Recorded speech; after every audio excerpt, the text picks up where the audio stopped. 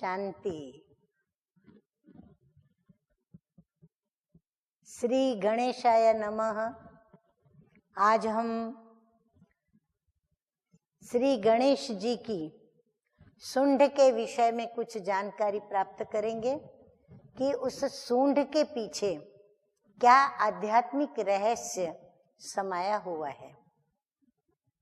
वैसे हाथी की जो सूंड है वो बहुत लंबी भी होती है और बड़ी मजबूत भी होती है, और इस सूंड से हाथी बड़े बड़े भारी भरकम कार्य करते हैं।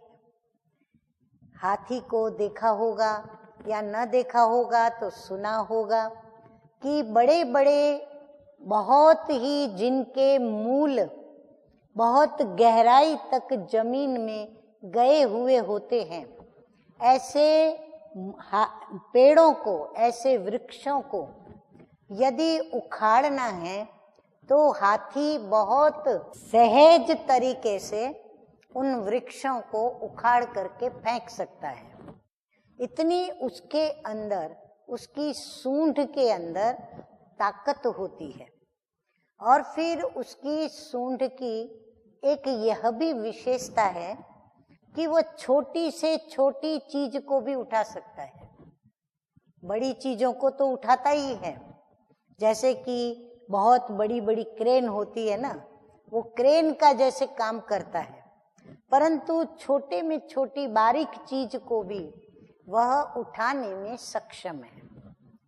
फिर उस सूंड की और भी एक विशेषता है, और वो विशेषता यह भी है कि हाथी जब सूंड से कोई चीज को उठाता है तो उस उठाई हुई चीज को वो सीधा अपने मुंह के अंदर ले लेता है।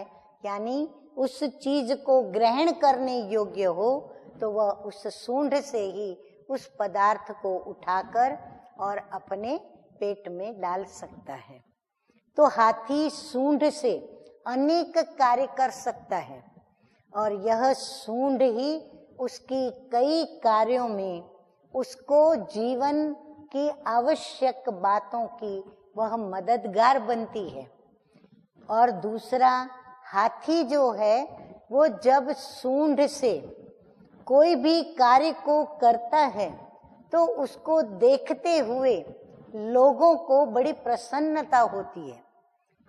मुझे जहाँ तक याद है, साउथ के किसी एक मंदिर के अंदर मैं जब गई थी तो वहाँ पर एक हाथी मंदिर के मूर्तियों के आगे द्वार पर उस हाथी को रखा गया था। और वह हाथी क्या करता था, जो भी मंदिर में जाते थे, यदि वो हाथी के आगे आकर के खड़े होते थे तो वह हाथी अपनी सूंड के द्वारा उनके मस्तक पर ऐसे अपनी सूंड रखता था जैसे कि श्री गणेश आशीर्वाद कर रहे, और लोग उनसे वो आशीर्वाद जैसे प्राप्त भी करते थे। अच्छा, कहाँ तो यह भी दृश्य देखा हुआ याद आता है कि वह गणपति की जो सूंड दिखाई गई है तो हाथी की यह सूंड आरती भी उतारती है, किसी देवी या इष्ट देवता की पूरी पूजा भी करती है। तो ये सब सूंड की कमाल है। तो सूंड भी बहुत कुछ कमाल कर दिखाती है। तो ये हमें क्या रहस्य समझाता है, क्या सिखाता है और क्या प्रेरणा देता है? ये हमें यही प्रेरणा देता है कि हम हर जीवन के अंदर आने वाले कितने भी विघ्न, कितने भी कड़े हों, जैसे मूल से वृक्ष को उखाड़ना कितनी भारी भरकम बात है।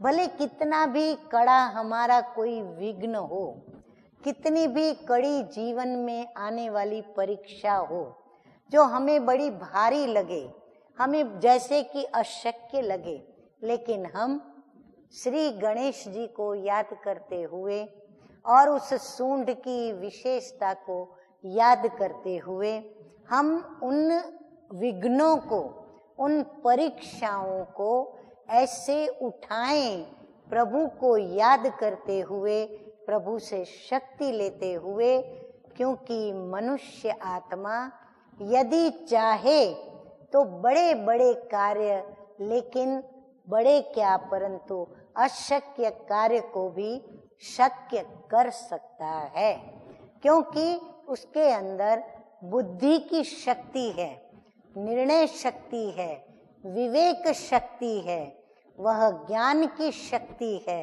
और उस ज्ञान की शक्ति के साथ साथ यदि मनुष्य आत्मा प्रभु की स्मृति को साथ लेकर के यदि कर्म करे तो वो हर विघ्नों को टाल सकता है, हर विघ्नों से उभर करके बाहर आ सकता है।